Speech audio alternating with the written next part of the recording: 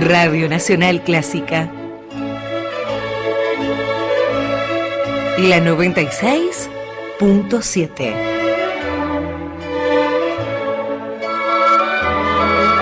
Clásica y de todos.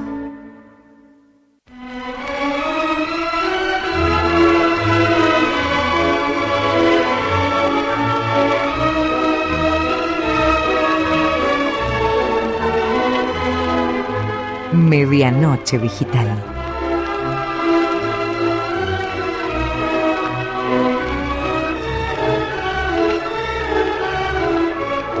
El último encuentro del día con las orquestas, los instrumentistas y las voces de nuestro tiempo en sonido digital. Idea y conducción, Boris.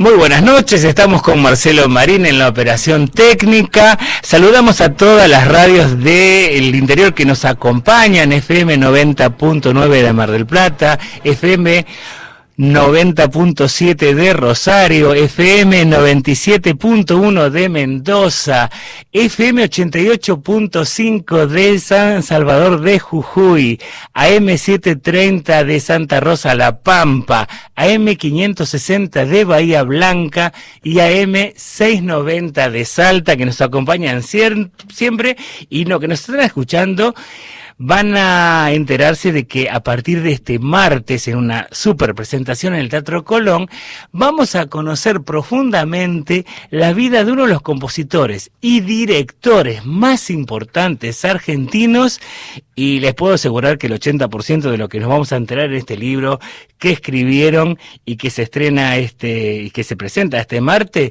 tiene mucho que ver con nuestra vida de cantantes líricos. ¿Quién no amaneció cantando de esta forma? No con esta orquesta, obviamente, ¿no?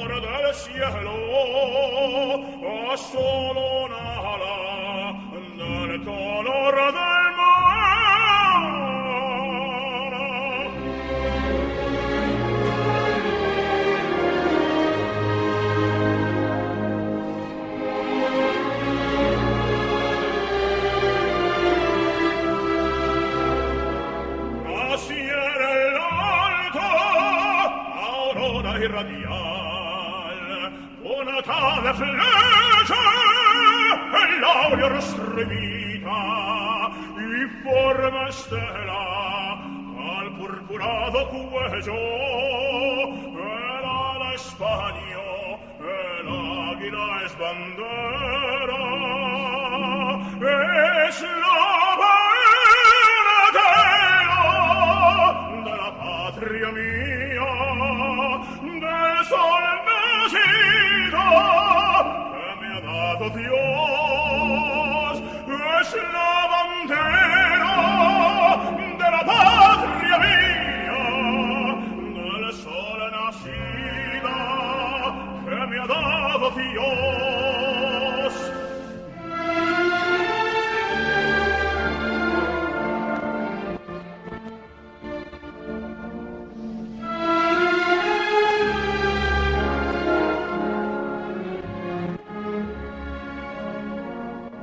Es la bandera de la patria mía, del sol nacido que me ha dado Dios.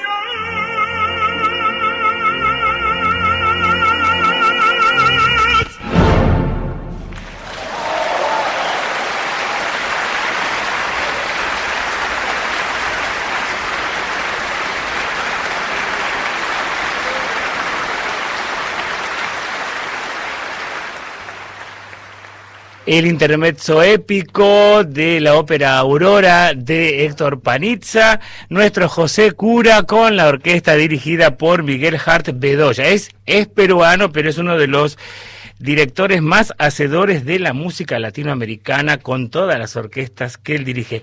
Estoy rodeado de amigos y una alegría con lo que va a acontecer este martes en el Teatro Colón a las 18:30 horas.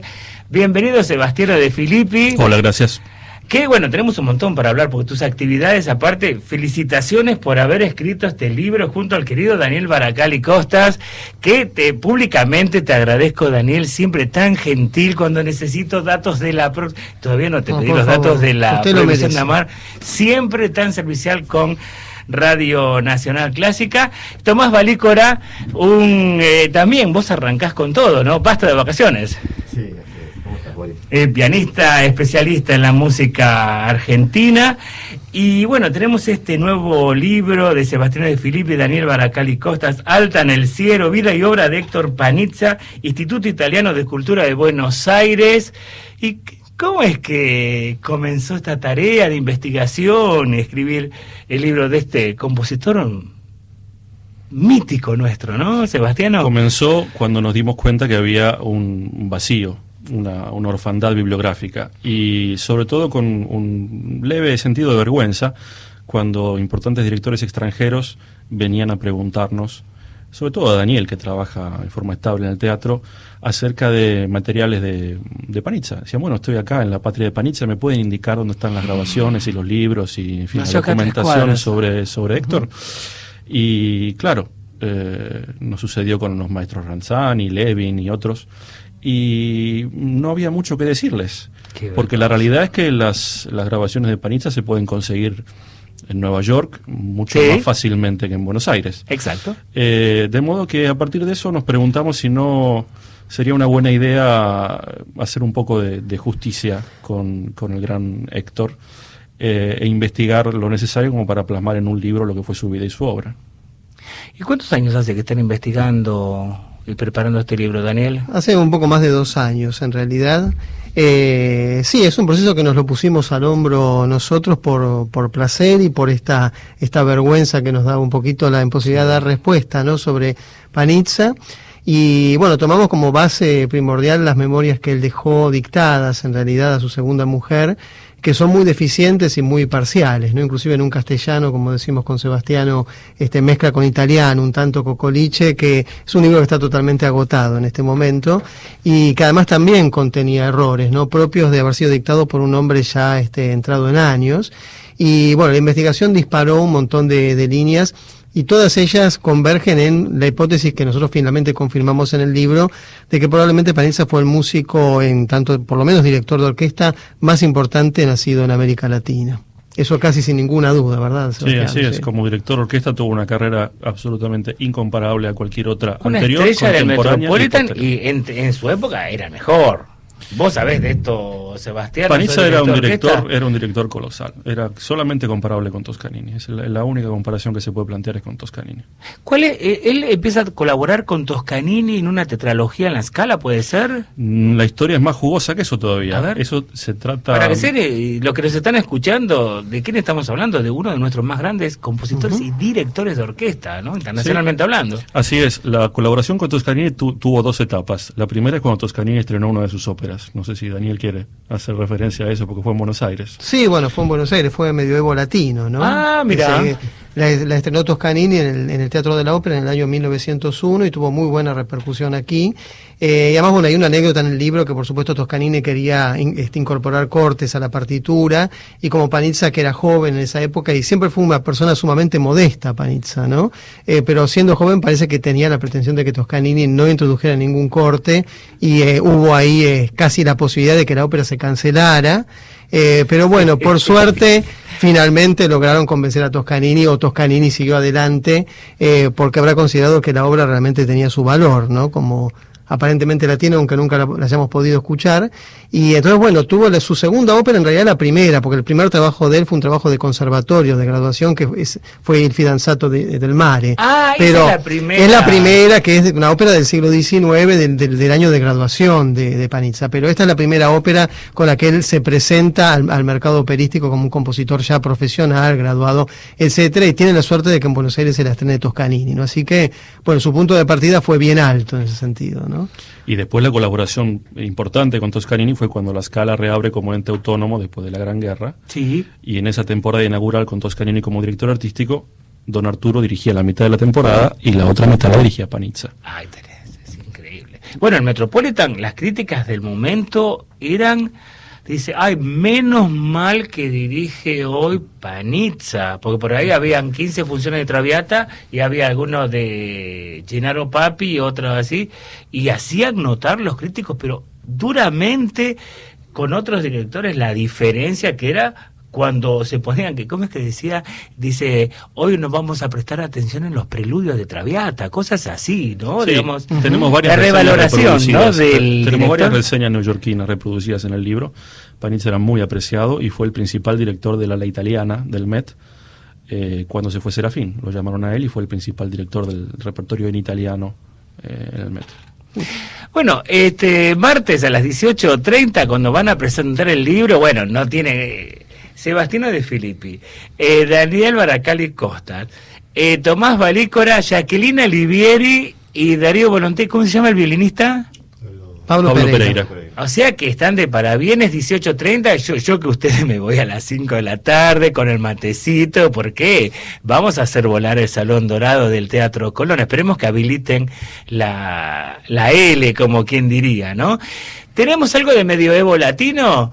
Jacqueline Alivieri, y vamos a escuchar algo, gracias a Tomás Valícora, de esta primera ópera que nos contaba Daniel Baracali Costas, que la estrenó nada menos que con Toscanini, el querido Héctor Panizza.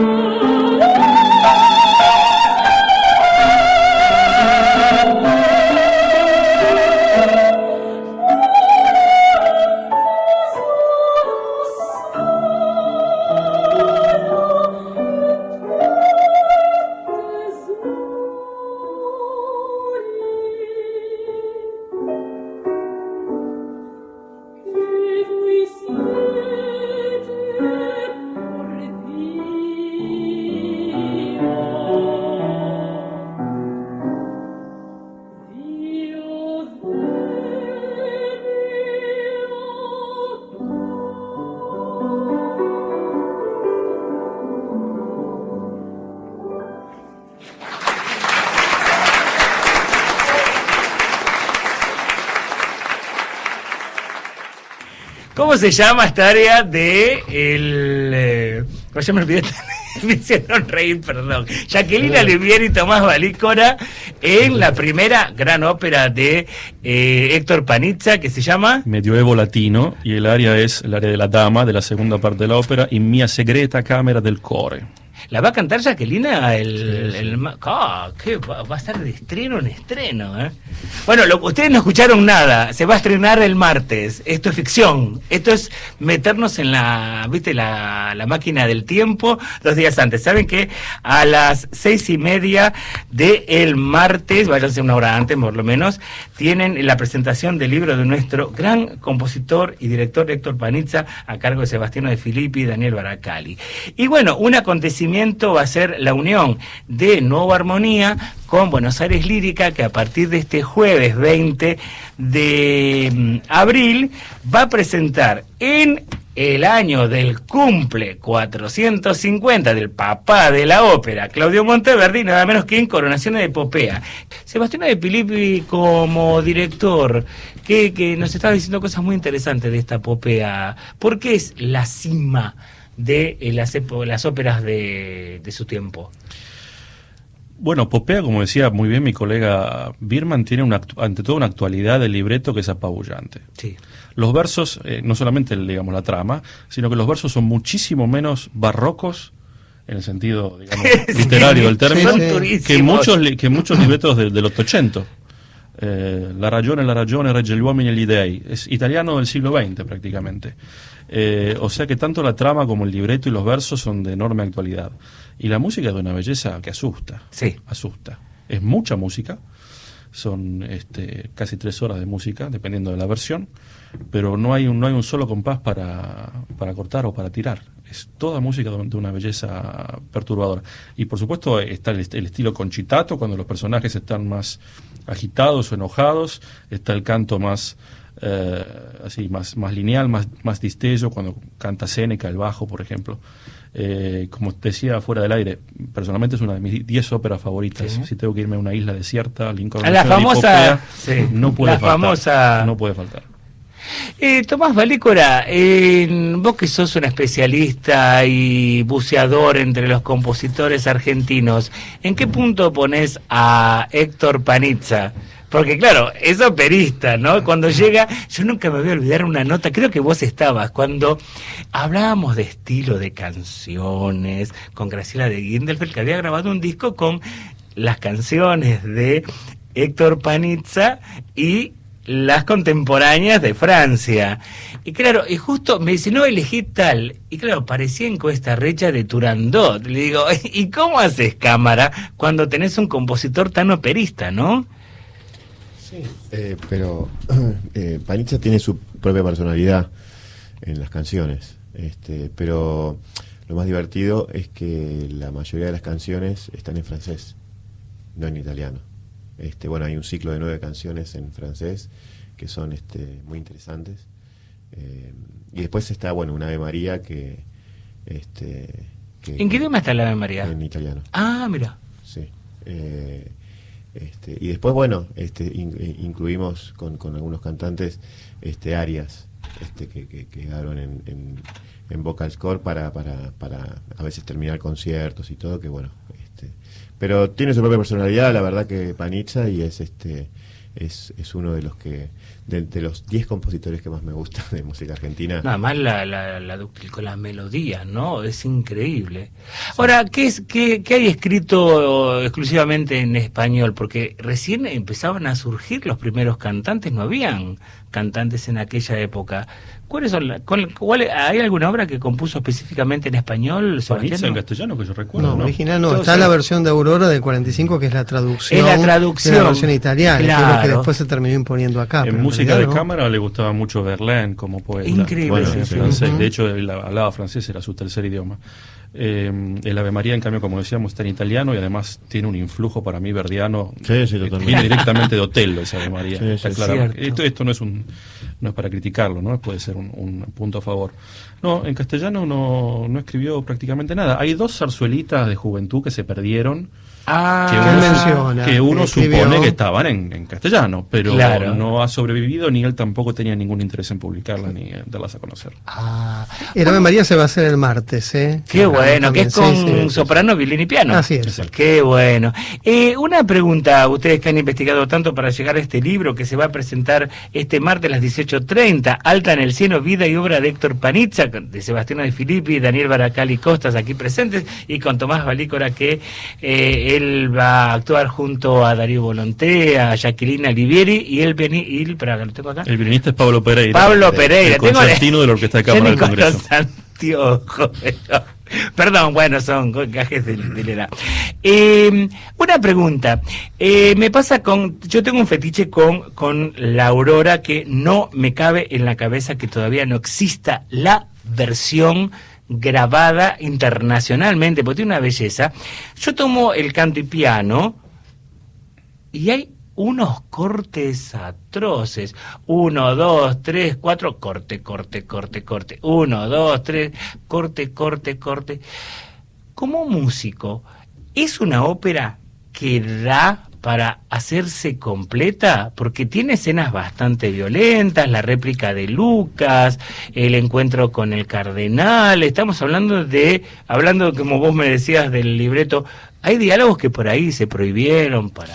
No, yo no creo que pasara por ahí el tema de los cortes. No sé si decir problema, pero la situación de Aurora es que es una ópera comprometida. Es una ópera bastante larga, es una ópera con un elenco bastante amplio, que exige una producción escénica importante, con una orquestación interesantísima, pero muy pesada, muy cercana a Giordano, muy cercana a Chilea. Y contrariamente a lo que pasaba con Giordano y con Chilea, las tesituras de los cantantes solistas tienden a ser más centrales. Eso De forma sí. tal que se necesitan cantantes con voces genuinamente dramáticas. Caso contrario, es prácticamente imposible hacerla. Por otra parte, el rol del segundo barítono, Lucas, es extraordinariamente agudo. Vaya a saber por qué Panizza decidió hacer una excepción a las tesituras mayormente centrales, y el rol de Lucas es agudísimo. Entonces es una ópera que es difícil de poner en escena. Yo creo que esa es una de las razones por las cuales también no circula mucho o no se graba. Si es fácil económicamente en cuanto a producción rescatar una obra, hay más probabilidad de hacerlo. Si implica una inversión económica y de casting más comprometida, creo que un teatro lo piensa 2 veces. Así que es una ópera realmente, en realidad todas las óperas de Panizza no son precisamente óperas camarísticas. Medioevo latino, decíamos acá fuera del aire, es como una especie de tríptico de Puccini. Claro, porque son 3 obras, Son 3 ¿no? historias distintas, Son 3 historias. 3 escenografías distintas. Un mismo elenco puede o no cantar un rol en cada una, un poco como pasa con algunos roles del tríptico. Bizancio, para que los que quieren familiarizarse con Bizancio, hay una grabación Que ahora vamos del a escuchar vivo a la en querida YouTube. Nina Carini. Y parece que estamos escuchando Boris Godunov. Sí, O sea, sí, unos sí, tutis sí. infernales, unos coros Manejo heroicos. coral que tiene. Sí, interesantísimo, pero no es para teatro de segunda categoría o de Exacto. bajo presupuesto o sin cantantes dramáticos que puedan realmente sostener esa impedancia vocal contra una orquesta más que wagneriana. Esa yo creo que es la razón por la cual, inclusive en el Colón, Aurora a menudo se da cortada, para simplificar un poco y agilizar. Es la misma razón por la cual de Giordano escuchamos solamente una ópera. ¿Cuándo la escuchamos? Sí. No, bueno, me pasó con Arlesiana, que era una joya, y decís, pero claro, fue muy difícil, ¿no? Se rompieron los dedos los músicos. Sí, son óperas das duras. vuelta a la hoja, Son bueno, óperas duras. ¿qué te voy a contar vos que sos músico? Das vuelta a la hoja y te aparece una sorpresa, ¿no? Sí, ese creo que es la mayor dificultad por la cual compositores como Chileo o Giordano son conocidos solamente por una ópera, a gatas, Sí. y compositores como Panizza o inclusive Pizzetti, salvando las diferencias, Sí. no circulan más, porque no se necesita dinero, trabajo, estudio, energía, no son obritas. Sí, Asesinato en la Catedral, que es Asesino una en la ópera. Catedral es ¿Cuánto una hace? una de las óperas Ya lo de sé. esa lista de 10 que hay que llevar a la línea de Sí, qué increíble. Una ópera gloriosa, lo Sí, que pasa sí, es que sí. es una ópera donde hasta el último comprimario tiene que cantar como un divo. Sí, exactamente. De hecho, no son comprimarios. Son, Sí, son, pero son entre comillas, ¿no? todos son Reducidas. personajes coprotagónicos con la figura de Beckett, que es una especie de Boris Godunov. Exacto, ahí en el sí, medio. que canta muchísimo. Que canta mucho, canta toda la ópera. Sí, tiene sí, que ser muchos un bajos. grandísimo artista. Nos has traído una joyita, Sebastiano, Daniel, unos discos de Héctor Panizza y una grabación de la Sinfonía número 4 de Félix Mendelssohn que realizó en Milano, ¿no? ¿La Orquesta de la Scala es? Sí, bueno, tenemos un capítulo en el libro dedicado a la relación de Panizza con la tecnología, y él fue probablemente la primera grabación de la Sinfonía Italiana Completa. de Mendelssohn que existe, cosa que no está consignada en ningún lugar, ¿no? Nadie le ha dado el crédito a Panizza por por haber sido pionero en la grabación de música sinfónica, cosa que se conoce bastante poco, ¿no? Sí. Y además, como comentamos con Sebastiano, tiene un montón de cuestiones de decisiones interpretativas muy interesantes y muy precisas para la época en que este repertorio se hacía de manera muy romántica. Además, no se tendían a ligar los sonidos, y acá se escucha todo con una claridad que realmente es sorprendente. Pero sí, Panizza fue pionero de la grabación, y esto, bueno, tuvo su contracara, que son de las primeras grabaciones eléctricas que se hicieron entre fines de la década del 20 y comienzos de la década del 30. Y tenían una gran difusión en esa época. Pero bueno, luego quedaron desactualizadas, y Panizza, a pesar de que se retiró a los 80 años, ahí le ganó Toscanini, ¿no? Porque todo lo que conocemos de Toscanini es de los últimos años de su vida, son grabaciones de alguien que ya había cumplido los 80 años, y si no, Toscanini hubiera quedado grabado con la misma calidad que Panizza, probablemente, ¿no? Pero tuvo ese plus, y Panizza en cambio se retira a los 80, y su material quedó tomado de los broadcasts del Metropolitan, básicamente. Pero esto es muy anterior, digamos, estamos hablando de la década, muy de comienzos de la década del 30. Y la propuesta es escuchar el tercer movimiento de la Sinfonía número 4, la italiana de Félix Mendelssohn. Piensen que esto es un registro tomado de placas de 78, por eso tiene el sonido muy bien remasterizadas, pero vamos a escuchar al Héctor Panizza, director.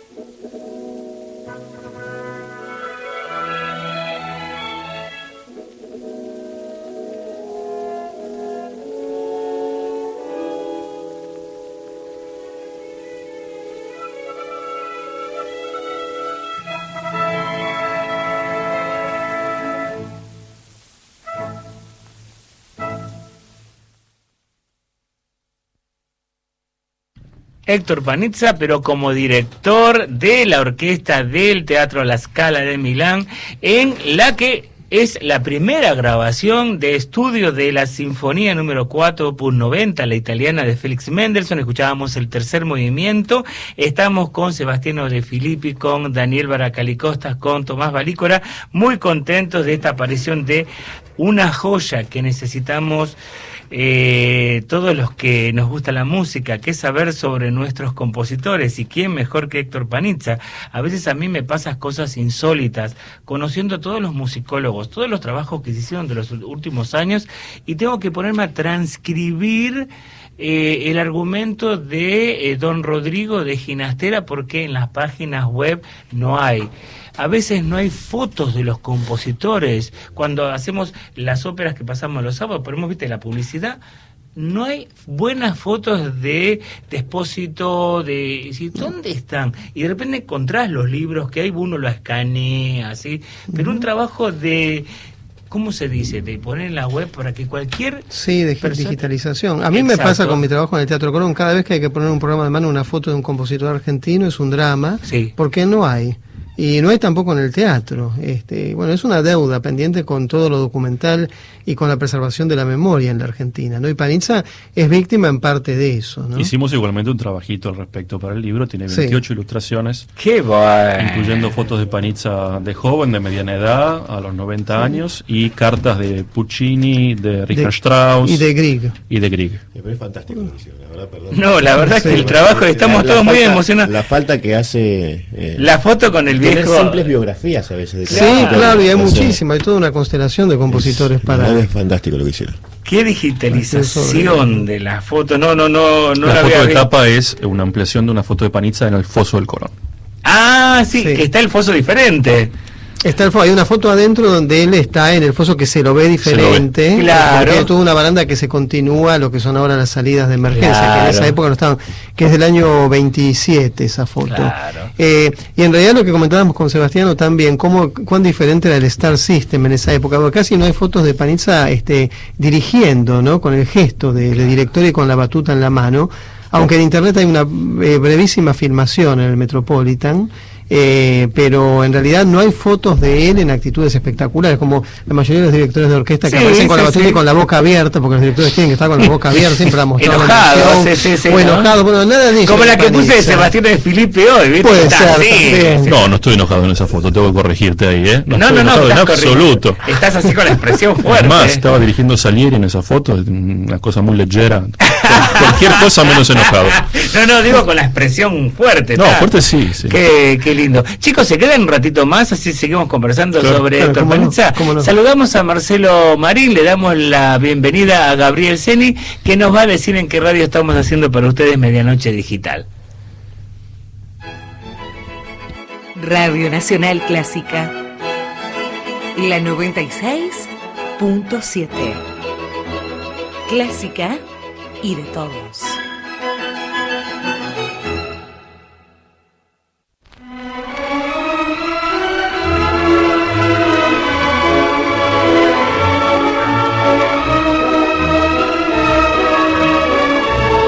Seguimos en Medianoche Digital, quien les habla a Boris, en la operación técnica el señor Gabriel Ceni. Tenemos invitados con esta gran sorpresa, este gran regalo que es el nuevo libro con la vida y obra del compositor y director argentino Héctor Panizza, el director, cantante y ahora escritor también, Sebastiano De Filippi, Daniel Baracali-Costas, Tomás Valícora, y bueno, saludamos a todas las radios que nos acompañan, FM 90.7 de Rosario, FM 90.9 de Mar del Plata, FM 97.1 de Mendoza, FM 88.5 de Jujuy, AM 730 de Santa Rosa La Pampa, AM 560 de Bahía Blanca y AM 690 de Salta. Bueno, así que deben estar parabienes con esta noticia que el martes ya tenemos de dónde enterarnos, ver todo lo que tiene que ver con uno de los más grandes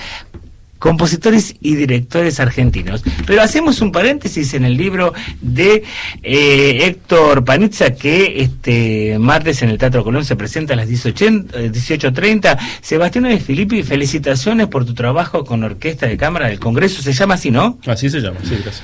¿Qué repertorio, qué temporada que te estás mandando tuviste que soportar de las movidas grandes, los miedos de que, bueno, como todas las orquestas, ¿no? Y saliste a flote y como siempre buscando la calidad. Sí, estamos contentos. Yo estoy entrando en mi tercera temporada completa con la orquesta. O sea, hace 3 años y medio en el concurso. De modo que esta va a ser la tercera temporada completa que estoy con la orquesta. ¿Y cómo viene esta temporada? ¿Qué proyectos tenés? Bueno, la abrimos, la hemos ya inaugurado, sí, el último lunes de marzo, con un programa de música ciudadana con Néstor Marconi como solista en bandoneón, arreglador y compositor. La próxima fecha de la temporada oficial es el último lunes de este mes, o sea, de aquí a una semana, con el gran maestro Roberto Ruiz como director invitado. ¿24? El lunes 24, si no recuerdo mal, a las 19:30 horas en el Salón de Pasos Paridos del Congreso, y con Nicolás Fáez Michelú en charango, en un programa que empieza precisamente con la suite para charango y cuerdas, Caminos de la Puna, de Jaime Torres, con orquestación de Gerardo Bandini. Te veo cada vez más entusiasmado con la música de nuestros compositores. Estamos haciendo mucha música argentina, inclusive programas enteros con música argentina. De hecho, el siguiente programa, el de mayo, que está a mi cargo, vamos a hacer una cosa muy, muy comprometida, por primera vez, que es la integral de la obra para cuerdas de Alberto Williams. ¡Qué junto bueno! Con la Vidalita, hablando de compositores, ¿no? Junto con la Vidalita, cantada por Daniela Tabernig. Así que en un único programa vamos a tocar todo lo que escribió el maestro Williams para cuerdas. Qué bueno. Cosa que nos da mucho miedo, porque ¿cuántas obras son? Es tan bello como difícil.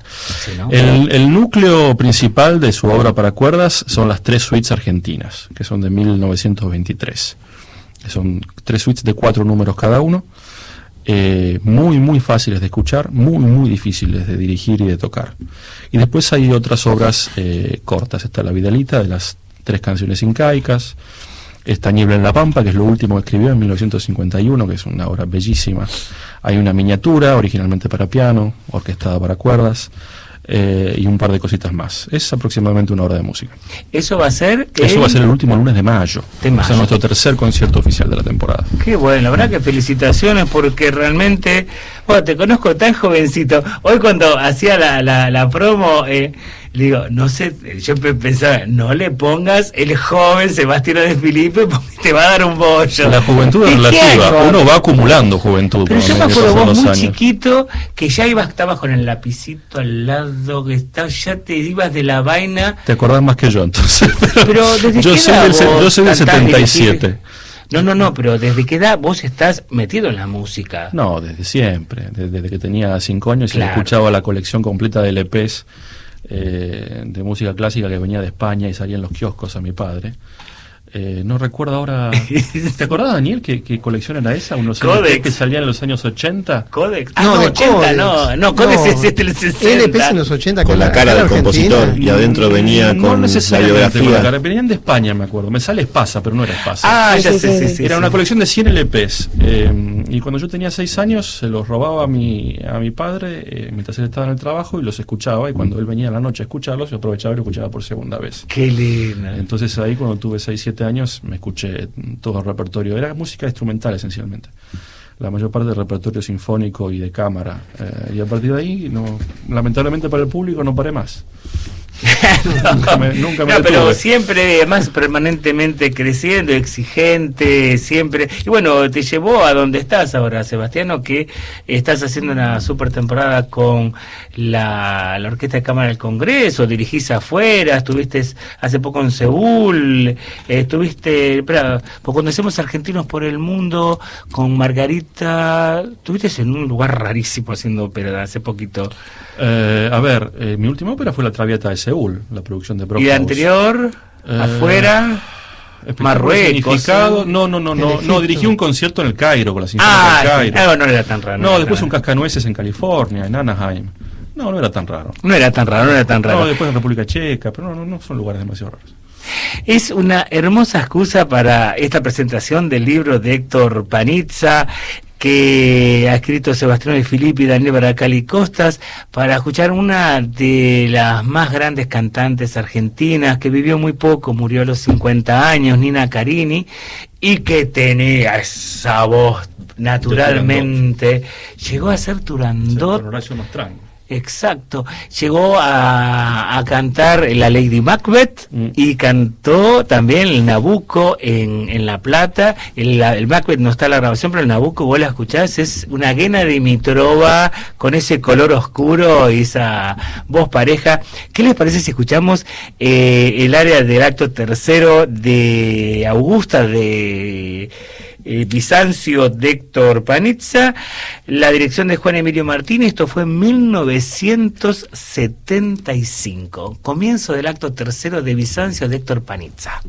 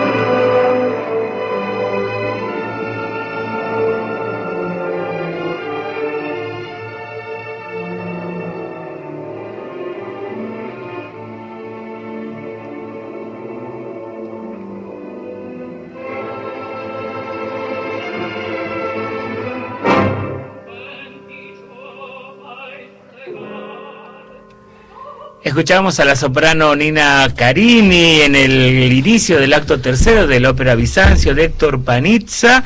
Esto fue en el Teatro Colón en 1975 con la dirección, la orquesta estable del Teatro Colón, con la dirección de Juan Emilio Martini.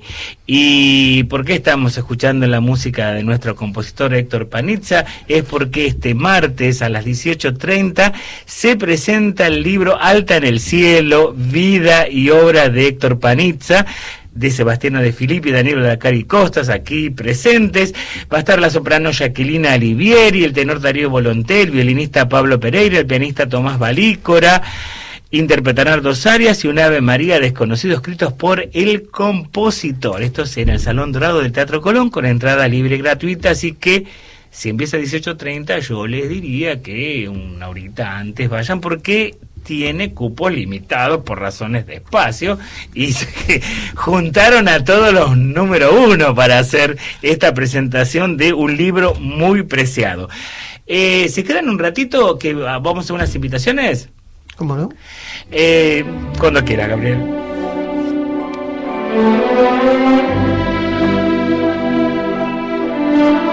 Y hoy termina en la iglesia de San José, Diego Palma 215 de San Isidro, Los Caminos del Santo. A las 20:30 el concierto de cierre con la Orquesta Académica del Teatro Colón, la dirección de Carlos Calleja, que va a interpretar arreglos sinfónicos de Bach, complementando el programa con una selección de música de películas. Esto es hoy a las 20:30 en el cierre del ciclo El Camino del Santo, en singular, que produce el querido José Luis Yuri, en San Isidro, Diego Palma 215.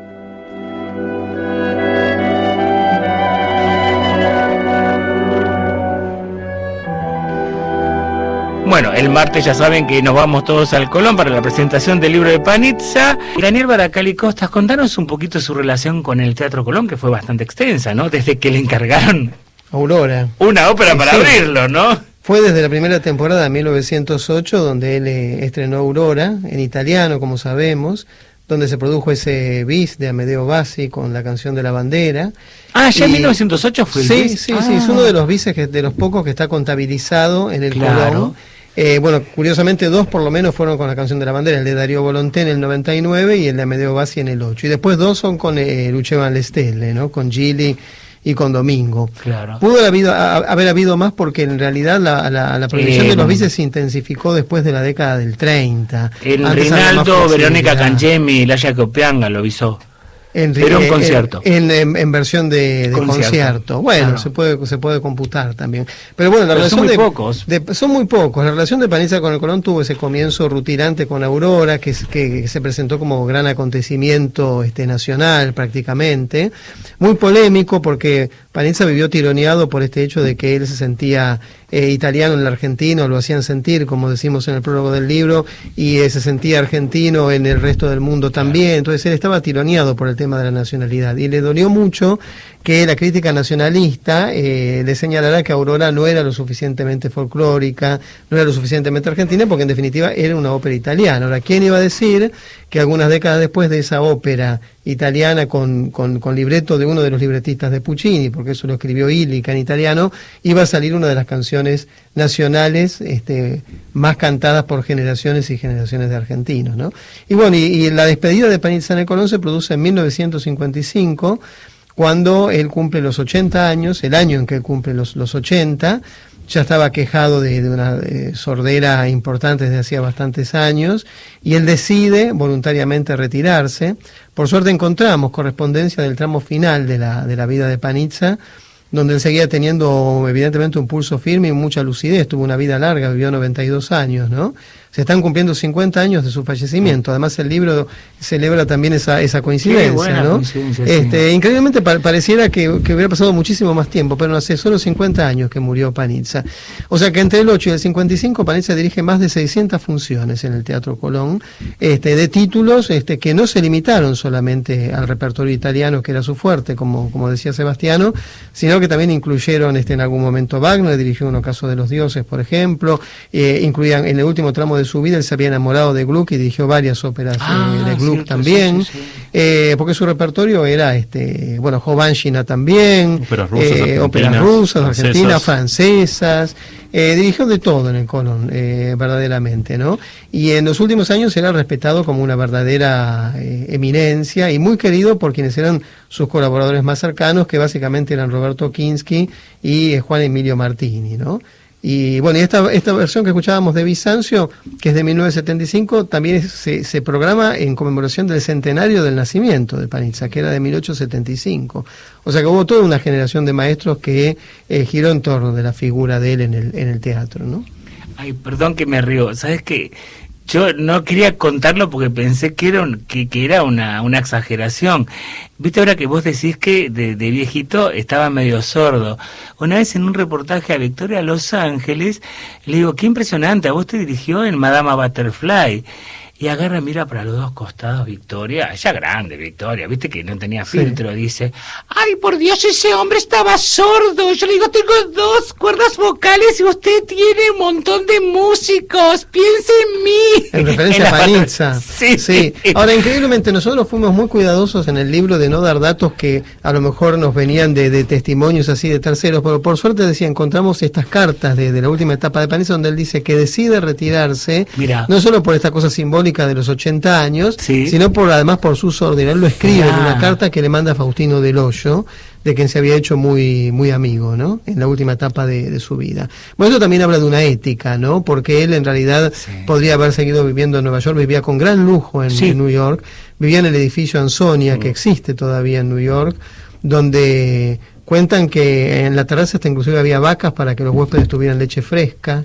una fuente con delfines en el lobby. No, sí, era un lujo asiático, y Panizza vivió todo eso, ¿no? Era un hombre que vivió, además de haber vivido la Belle Époque, ¿no? En la primera parte del siglo XX, inclusive durante la guerra vivió con gran lujo en Estados Unidos. Y él, bueno, de alguna manera lo mismo que Toscanini, ¿no? Cuando Toscanini siente que le falla la memoria, él deja la batuta y termina su carrera. Bueno, Panizza, cuando realmente siente que se está quedando sordo, decide definitivamente dejar, y después del año 55, que se despidió aquí con Aurora, y esto es lo interesante, ¿no? Remarcar, comienza su relación con el Teatro Colón, con Aurora, y la termina con Aurora, y nunca más, por lo menos hay datos de que haya vuelto a dirigir en ningún lugar del mundo, ¿no? Y para los que nos hace 1 hora y media que estamos conversando, con un placer por presentación de este libro de Sebastiano De Filippi y Daniel Baracali Costas, y junto a Tomás Valícora, que va a hacer la parte musical de esta presentación, estamos hablando, reitero para los que recién se conectan, estamos hablando de uno de los más grandes compositores y directores internacionales, ¿no es verdad? En cuanto se refiere, su actividad como director es absolutamente indiscutible. Estamos hablando de un hombre que fue director principal de la Scala de Milán, del Covent Garden de Londres, del Metropolitan de Nueva York, del Teatro Colón. Ya está, los 5 teatros más importantes. Está, digamos, no hay ya mucho está, no hay más que decir. Como comentábamos el otro día, se le ofreció también ser director principal de la Staatsoper de Viena, pero Panizza le pareció que era poco dinero, entonces que era mejor seguir por otros derroteros. También se le ofreció dirigir en Australia y dijo no, es muy lejos. O sea, era un hombre que tuvo una carrera realmente importantísima. Y hablando de la Belle Époque, como decías vos, Daniel Baracali Costas, querido, vamos a escuchar una cancioncita de Héctor Panizza, Víctor Torres con Fernando Pérez.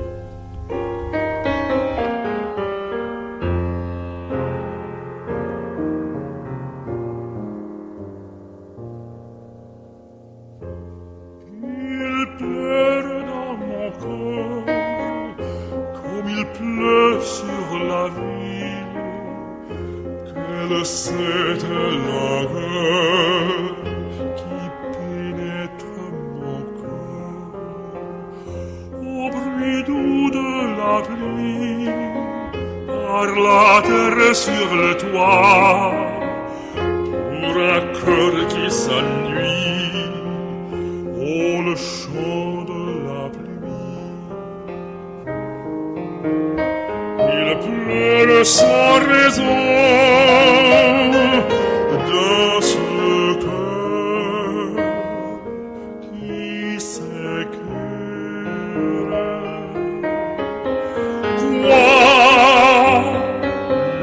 Trahison, ce deuil et sa raison, c'est bien la ville peine de ne savoir pourquoi. Sans amour et sans haine, mon cœur a tant de peine.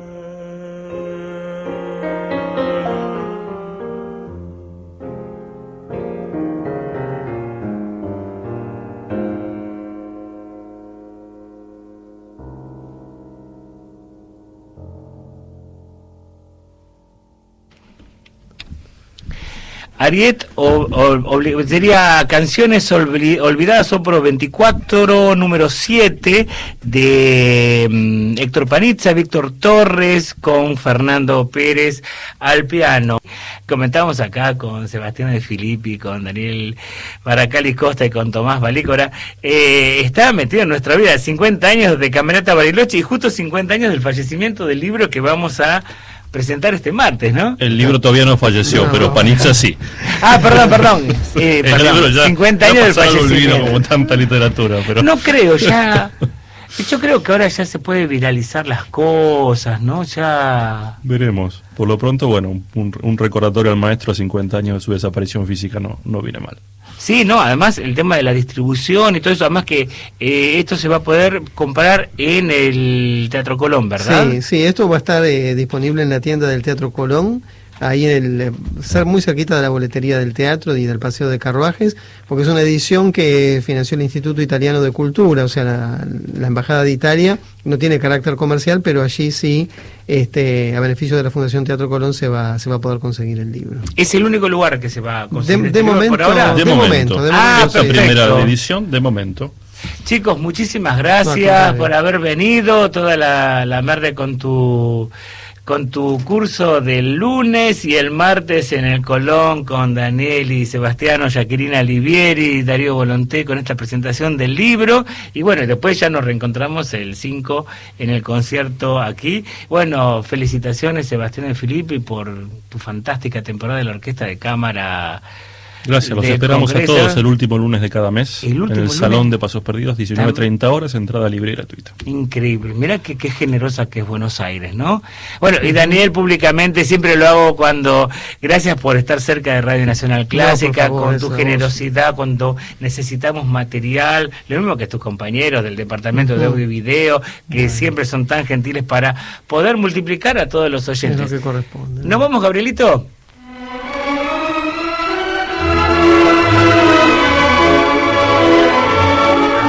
Y con Marcelo Marín, Gabriel Ceni, quien les habla Boris, nuestro productor Alberto Niño, nuestros invitados de hoy, Tomás Balícora, Daniel Baracali Costa, Sebastián de Filippi. Saludamos a todas las radios que nos están acompañando, 90.7 de Rosario, 90.9 de Mar del Plata, 97.1 de Mendoza, 88.5 de Jujuy, AM730 de Santa Rosa La Pampa, AM560 de Bahía Blanca y AM690 de Salta. Nos reencontramos en 22 horas. Gracias por acompañarnos.